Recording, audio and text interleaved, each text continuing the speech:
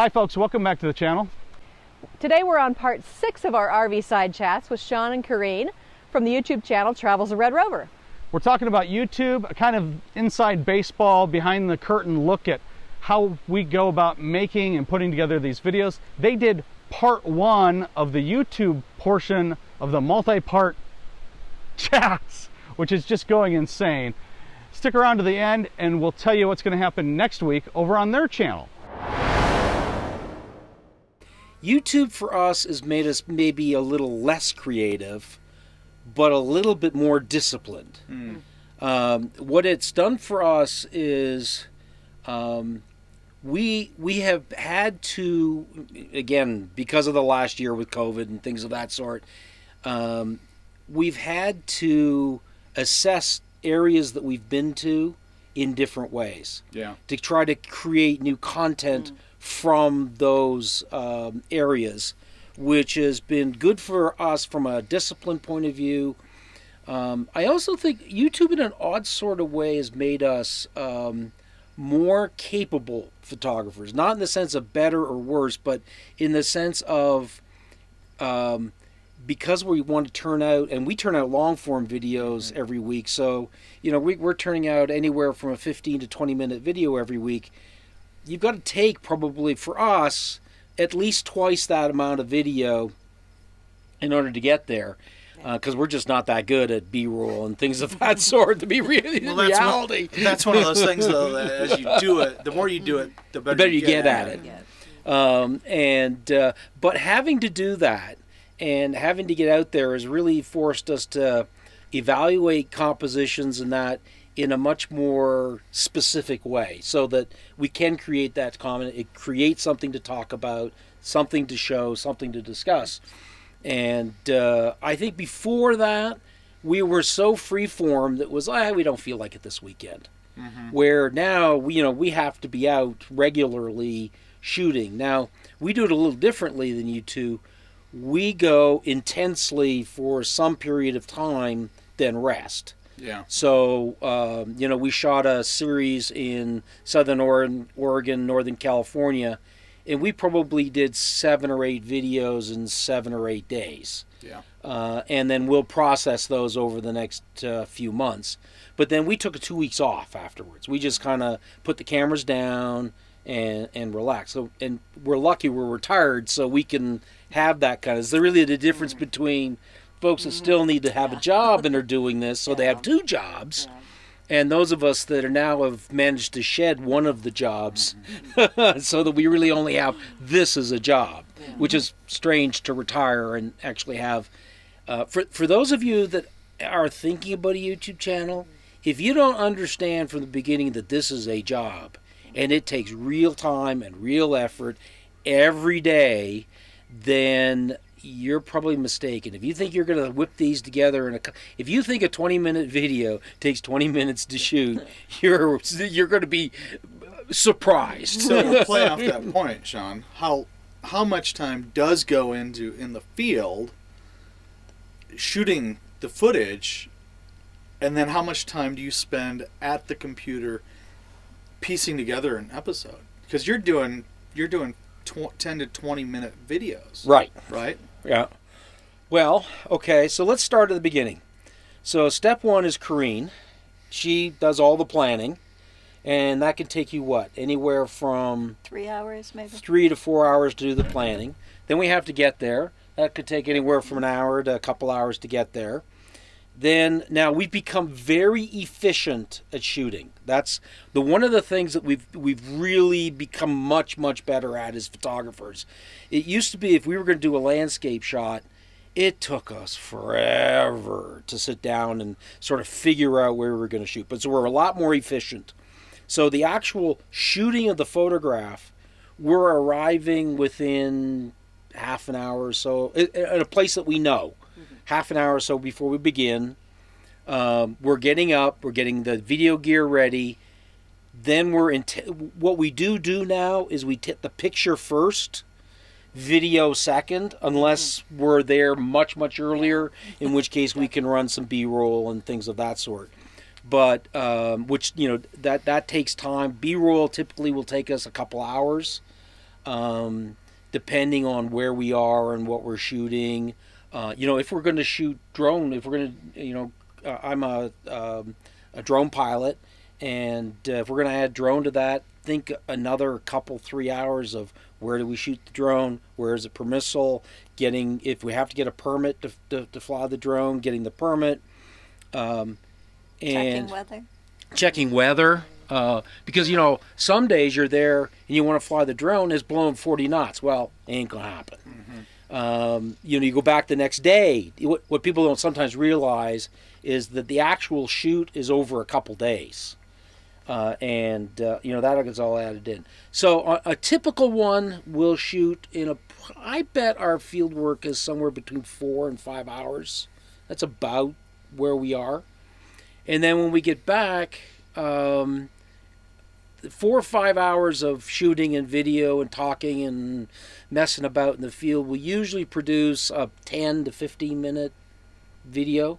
A 15 to 20 minute video, if folks go and look at the travels of Red Rover, they'll notice in many of our videos we have more than one location.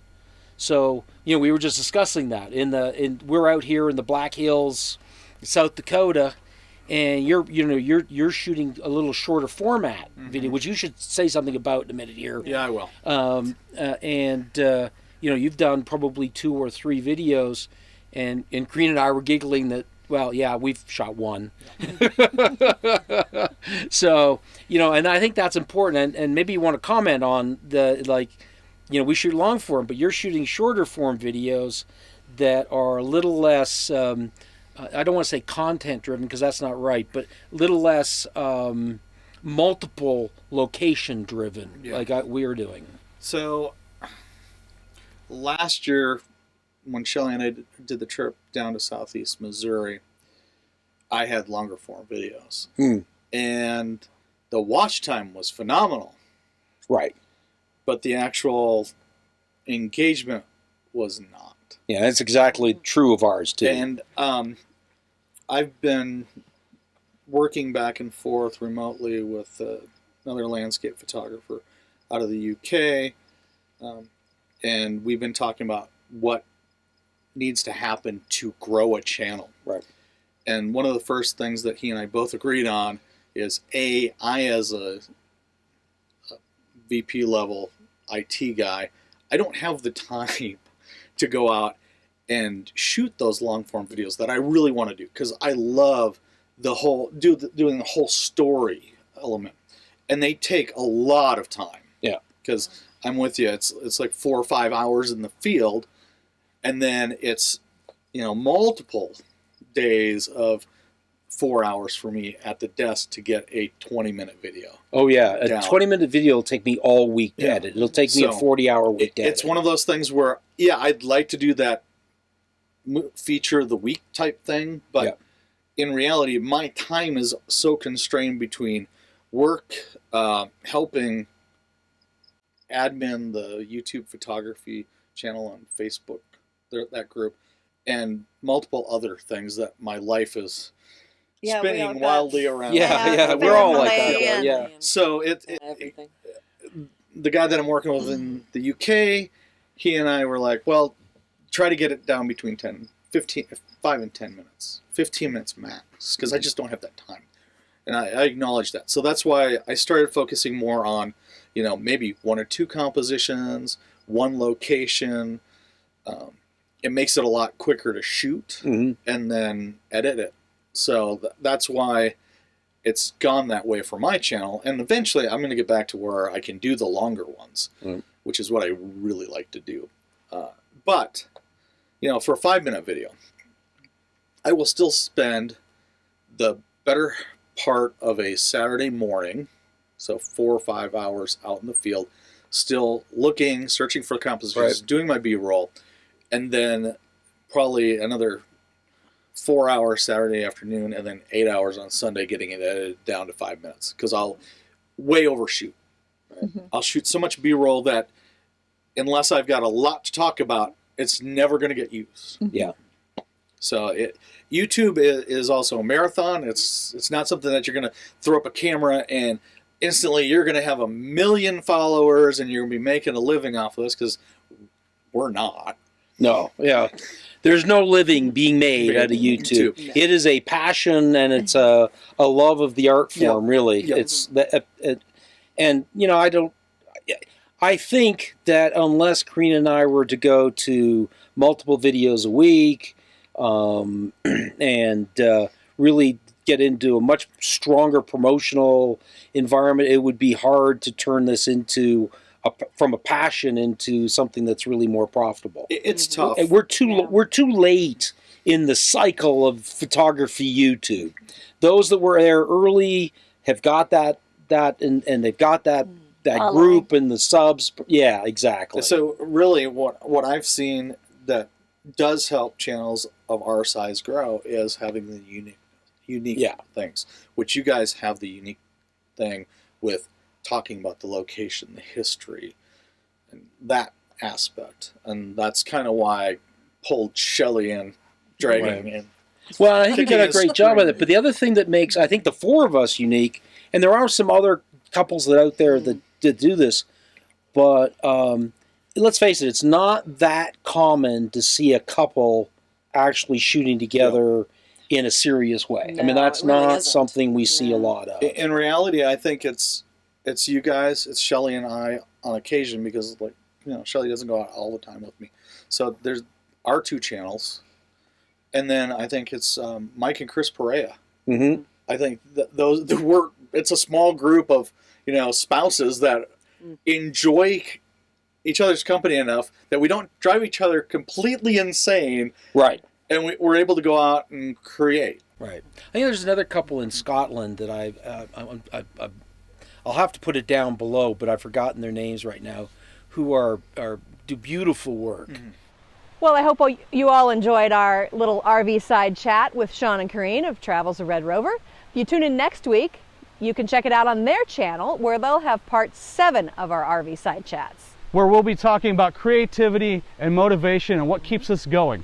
Thanks again so much for watching. We appreciate every subscriber that we have. If you haven't yet done so, please hit that subscribe button down below. Hit the button for future notifications. Ding. Give us a big thumbs up, and we'll see you next time.